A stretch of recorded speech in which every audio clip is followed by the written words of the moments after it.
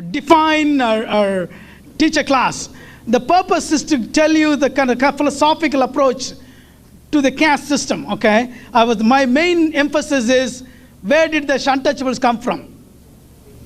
That is my point. I'm trying to come. Okay, Untouchables obviously no place because they are further down in the hierarchy of the caste. Okay.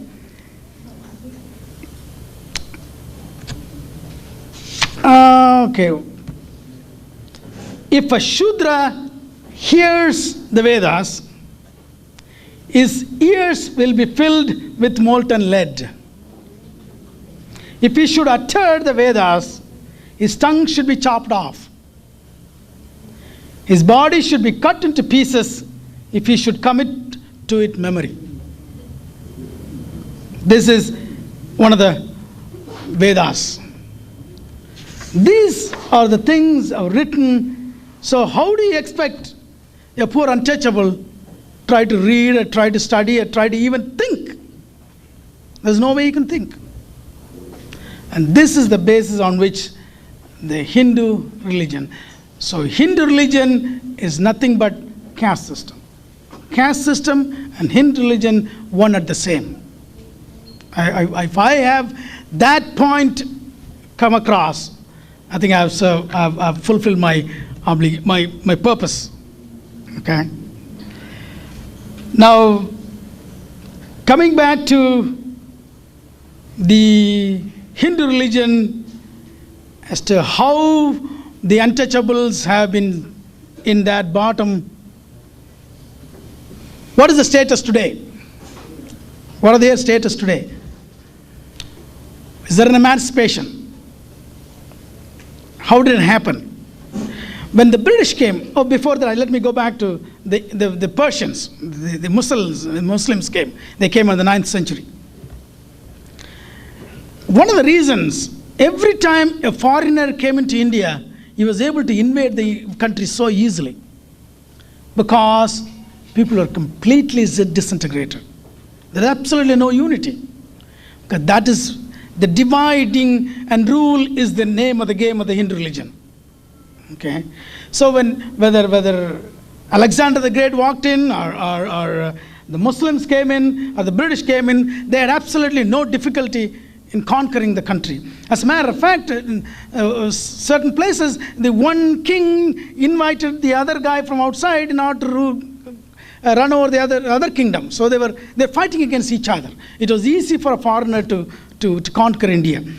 Muslims had no difficulty in conquering almost the whole India. So when they came in, obviously a number of untouchables converted to Islam.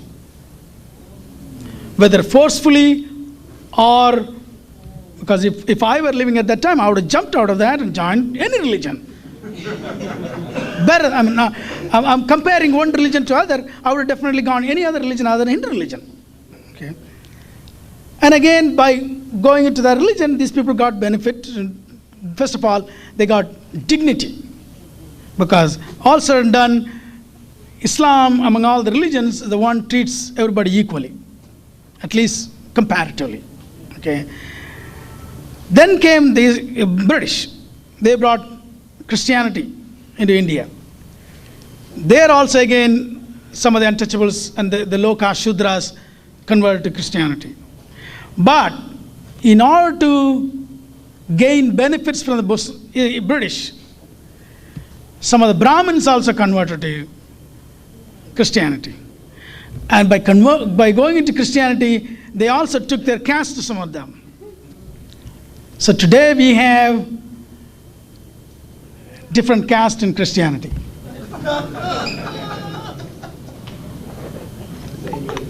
As a matter of fact, we have different churches for different castes. There are some churches where different castes sit in different places. So I call Indian Christianity as a modified Hinduism. And it is true. That is true. And even today, you can go to India and you can see different castes of different churches. Okay.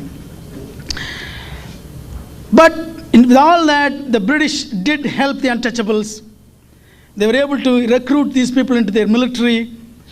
So there is a gradual up-level movement, and education was given to these people, even though the Hindu religion prohibited these people from education. After British came, these people were able to get themselves educated.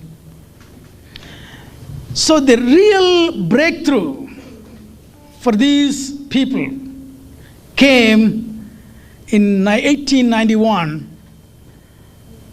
when a soul was born in an untouchable community. When that boy was little, when he went to school, he was not allowed to sit with the rest of the class students. He had to sit at the back corner. He has to bring his own little piece of rag so he can sit on the floor. The teacher would not touch his notebook. He cannot drink water in the school till somebody would take the water and pour in his mouth. And if somebody is not available to pour water, he could not drink water for the whole day. But thank goodness there was a teacher who recognized this boy had extraordinary intelligence. That boy is not supposed to have intelligence. Because if you're untouchable, you have no brain. Because they saw to it you didn't have any brain. By preventing you from teaching at all, learning at all. But this teacher found this boy, such an enormous intelligence. So he talked to another benevolent, one of the small Maharajas. So before 1947, India had hundreds of little kingdoms. They called them Maharajas. There is one Maharaja happened to be a benevolent, a good person. So this teacher informed that Maharaja about this boy. So that Maharaja said, I will pay for his tuition. I will pay for his education. So he went through college, and then he sent him to New York City in 1913. He came here in 1913. 1916, he returned to England. Within 3 years, he obtained both his MA and PhD.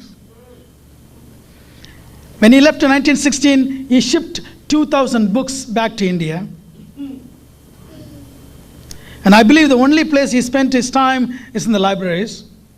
And I believe the librarian has to kick him out at the end of the day because he would not go out. He went back to England, got his DSc and Bharat Law. Went back to India, and he was supposed to serve that Maharaja because he spent money on him to come to the country.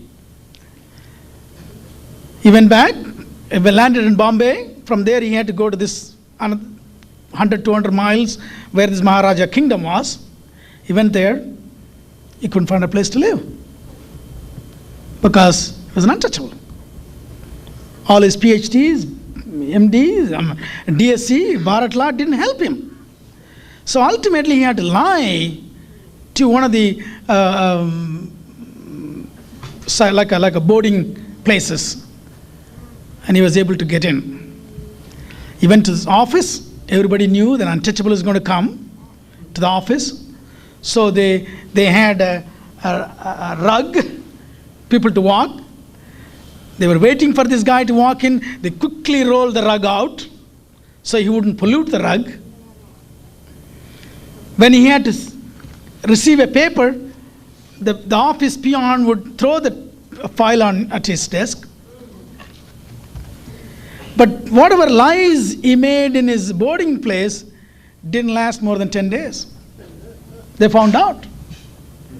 They did not find out about his PhDs and DSCs and Bharat Laws, but they did find out that he was a born untouchable. The word born is the most important word. So there was a whole bunch of people standing in front of the boarding house with the long sticks.